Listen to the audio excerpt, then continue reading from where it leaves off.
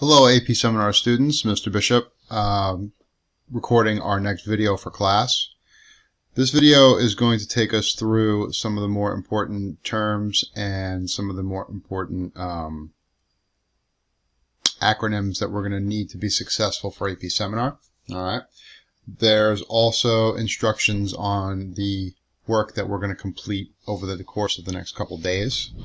So there'll be a glossary of terms. I just put them in the presentation so you can see what the sheet looked like, but we will be posting the glossary of terms as well as a research and academic interest survey for you all to complete in class over the next couple days. Okay, so it's posted on the PowerPoint and video that we're going to record right now, but there'll actually be worksheets that we'll be dealing with over the next couple days in class for those who are in class and also for those who are home virtually. Okay, so we'll first go over the glossary of important terms, and then I'll show you a sample of the academic and research interest survey that we'll be working on in class for the next couple days.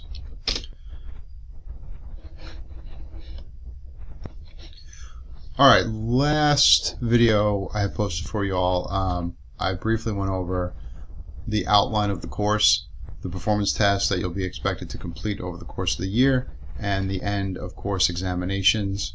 I just want to make sure that we're completely clear on some of the terminology because myself and Ms. Thompson will be using these terms throughout the course, so I just want to make sure that you are aware of the acronyms that we'll be using in class.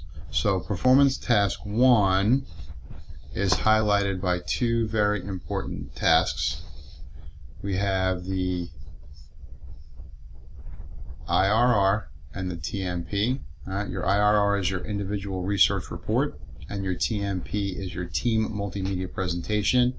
And along with that presentation is your defense of the solutions and claims that you're going to come up with in that presentation. So those two acronyms are used to describe the two components in performance task 1. Performance task 2 is the IWA, which is your individual written argument, and your IMP, which also comes with an oral defense. Okay? These are individual research projects as well as multimedia presentations for the course or the search topics that you're going to embark on in your research, and they will be also components that have both a written aspect and a presentation aspect. Alright, so we refer to those two pieces as your IWA and as your IMP. Lastly, I think I went over this briefly in the first video, but it would suit us to go over it once again. The EOC, the end of course exam, has two parts. Part A is 3 short answer,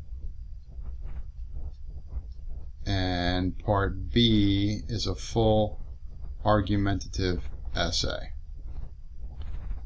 Alright, so when you hear us talk about these components and the acronyms that go along with them, now you'll know exactly what we're talking about. Okay?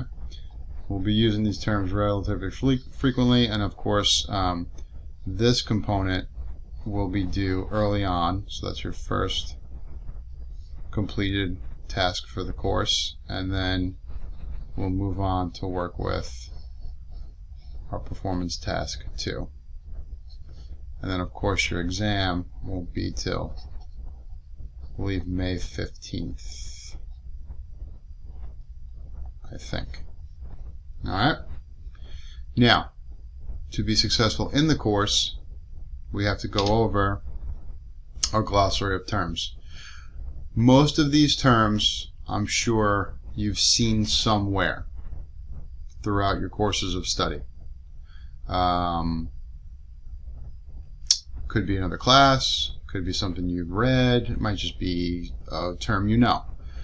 That will be part of your assignment for the next 2 days. You're going to take the glossary of terms that I have created into a worksheet for you.